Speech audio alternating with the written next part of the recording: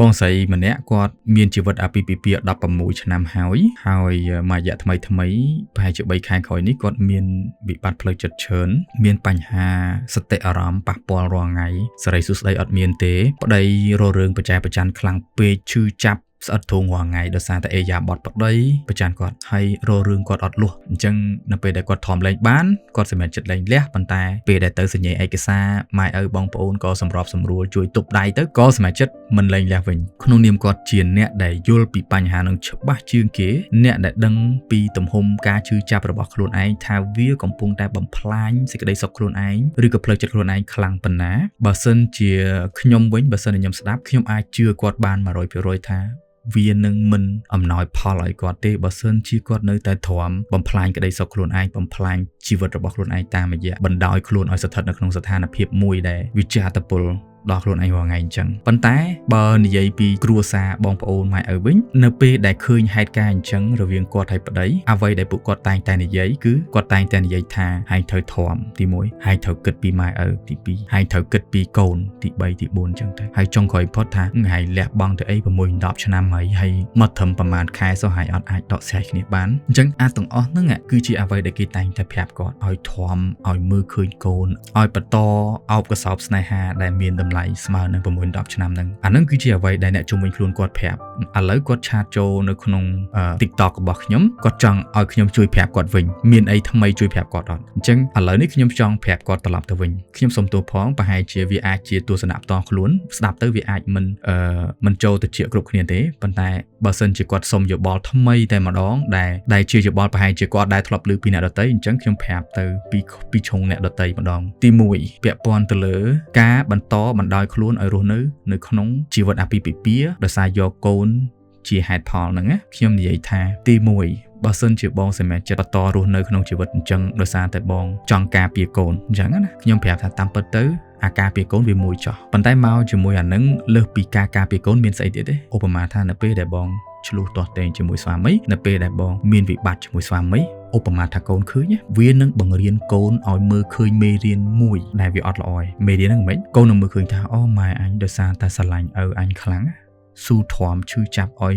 ធ្វើបាបព្រោះថ្ងៃអញ្ចឹងនៅពេលដែលរៀនមេរៀនហ្នឹងវានឹងចេះអីវានឹងចេះមានផ្នត់គំនិតមួយថាក្តីស្រឡាញ់គឺត្រូវទ្រាំឈឺចាប់ទាំងដែលអាមេរៀនហ្នឹងគឺជាមេរៀនអត់ត្រូវ 100% ទេ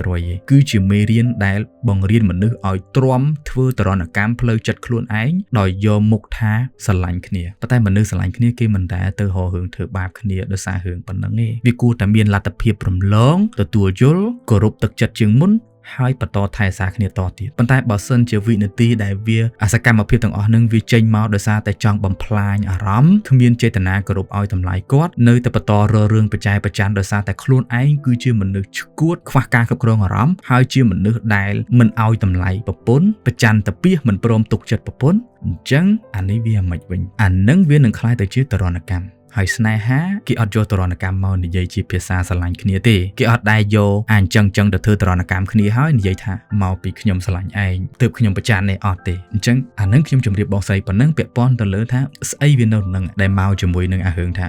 ត្រូវទ្រាំមកកូនត្រូវទ្រាំត្រូវទ្រាំនឹងមានថាទ្រាំឲ្យគេវាយទៀតទៅកូនទ្រាំឲ្យគេធ្វើបាបទៀតទៅកូនយល់ខ្ញុំនិយាយអានឹងទី2ពាក់ព័ន្ធទៅលើការលះបង់សេចក្តីសុខខ្លួនឯងដើម្បីគ្រួសារសុខចិត្តបដ ாய் ឲ្យគ្រួសារនាំអាចខ្លួនមកទ្រាំរស់នៅក្នុងជីវិតគ្រួសារអញ្ចឹងដោយសារតែចង់ឲ្យគ្រួសារមូលមិនចង់ឲ្យបែកព្រោះតែពេលបែកវាមានខ្មាស់គេវាមានស្អីប៉ុន្តែអានឹងស្ដាប់ទៅវាព្រោះទៅជា 50%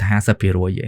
50% ទៀតដែលវាសគានៅត្រង់ថាម៉េចវាមិនបានធ្វើឲ្យយើងមានសេរីសុខស្ដីទេអាគ្រួសារនឹងសួរថាយើងចង់បានគ្រួសារនឹងមកទៅអីបើគ្រួសារនឹងវាអត់ផ្ដល់សេរីសុខស្ដីឲ្យផងនឹងហើយជាងនឹងទៅទៀតនឹងប៉ុន្តែពីមួយថ្ងៃទៅមួយថ្ងៃយើងចុះនរកហើយយើងបំផ្លាញខ្លួនឯងរាល់ថ្ងៃអញ្ចឹងគ្រួសារដែលយើងនៅហើយវាបំផ្លាញយើងដដែលអញ្ចឹងមានន័យថាម៉េចយើងចាប់ដើមបាត់បង់ខ្លួនឯងយើងចាប់ដើមបាត់បង់ក្តីស្រឡាញ់របស់យើងចាប់ដើមបាត់បង់សេរីភាពខ្លួនឯងយើងចាប់ដើមបាត់បង់ភាពរីករាយស្នាមញញឹមរបស់យើងគឺវាអលេខខ្សលហ្មងពេលតែយើងទៅយកគ្រួសារហ្នឹងនៅបន្តអបគ្រួសារហ្នឹងយើងបាត់បង់អាស្អីដែលជារបស់យើងអញ្ចឹងបើស្រឡាញ់គេហើយបាត់បង់អាទាំងអស់ហ្នឹងដដែលយើងទៅស្រឡាញ់ទៅអីអាគ្រួសារហ្នឹងហើយអារឿងជ្រើសរើសខ្លួនឯងហ្នឹងភាគច្រើនមនុស្សមួយចំនួនគាត់តែងតែបន្លាចយើងថាតើហែងជ្រើសរើសអញ្ចឹងដូចហែងអាត្មានិយមអញ្ចឹងប៉ុន្តែខ្ញុំចង់បញ្ជាក់ថា អាពាក្យអាត្មានិយមហ្នឹងណាវាស្រេចតែមាត់ថាទេយើងត្រូវសួរខ្លួនឯងថាតើពាក្យអាត្មានិយមហ្នឹងវាមានន័យថាម៉េចសម្រាប់យើងពាក្យអាត្មានិយមហ្នឹងណាវាស្ដាប់ទៅវាអញ្ចឹងហើយប៉ុន្តែជាក់ស្ដែងវាមានប្រយោជន៍ផងវាដែរពីព្រោះអីពាក្យអាត្មានិយមហ្នឹងវាអាចឲ្យយើងយកវាទៅប្រើដើម្បីស្រង់ខ្លួនឯងមកវិញហើយវិធី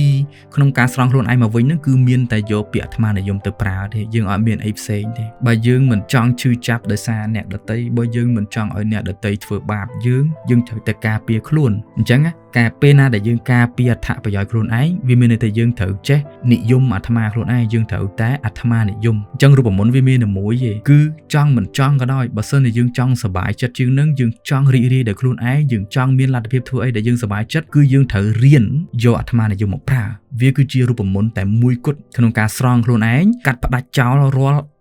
កប៉ិកប៉ុកអាចឈួតវិលីលាទាំងអស់ហ្នឹងដែលបំផ្លាញយើងមានន័យថាយើងចាប់ដើមនិយមអាត្មាខ្លួនឯងចង់មិនចង់យើងគិតឲ្យរួចហើយនរណាក៏អាត្មានិយមដែរតែបើសួរថាគ្រាន់តែយើងចង់ឲ្យខ្លួនឯងបានគ្រាន់បើជាងមុនគេត្រូវខឹងយើងដែរគេត្រូវស្អប់យើងដែរគេមកមើលងាយយើងឬក៏អីអញ្ចឹងសួរថាអាមួយហ្នឹងអាត្មានិយមអត់អាមួយហ្នឹងក៏អាត្មានិយមដែរបើគេអាត្មានិយមបានហេតុអីយើងអត់អាចអាត្មានិយមមកស្រឡាញ់ខ្លួនឯងបានអញ្ចឹងអាហ្នឹងខ្ញុំចង់ឲ្យថ្លឹងឡើងវិញថាពាក្យអាត្មានិយមដែលគេតែងតែរិះគន់ថាឲ្យយើងនឹងវាមានន័យថាម៉េចហើយបើសិនជាយើងសម្រេចចិត្តយកវាមកប្រើមែនហ្នឹងតើវាអាចមានប្រយោជន៍អីសម្រាប់ពាក្យអាត្មានិយមហ្នឹងអញ្ចឹងមួយទៀតសម្រាប់ពាក់ព័ន្ធនឹងរយៈពេលឆ្នាំដែលយើងនៅជាមួយគ្នាដូច6ដល់10ឆ្នាំសម្រាប់អ្នកដទៃណាដែលគេតែងតែយកវាមកបន្លាយថាឯងទ្រាំមួយគ្នាបាន6-10ឆ្នាំហើយយល់ទេឯងទ្រាំប៉ុណ្្នឹងទៀតមិនបានទេពាក់ព័ន្ធនឹងអាលេខឆ្នាំហ្នឹងដែរខ្ញុំចង់សួរបងវិញថា6-10ឆ្នាំហ្នឹងវាសុបាយមែនចោះអញ្ចឹងណាប៉ុន្តែចុះអា3ខែក្រោយៗដែលវាចាប់ដើមបំផ្លាញជីវិតខ្លួនឯងអញ្ចឹងខណៈពេលដែលគេយក6-10ឆ្នាំមុនមកបន្លាយបែងសួរខ្លួនឯងតើអា10ឆ្នាំទៅមុខទៀតបែងខ្លាចអត់អញ្ចឹងណាតើបែងខ្លាចអត់5ឆ្នាំទៀតបើត្រូវឈួតលីលា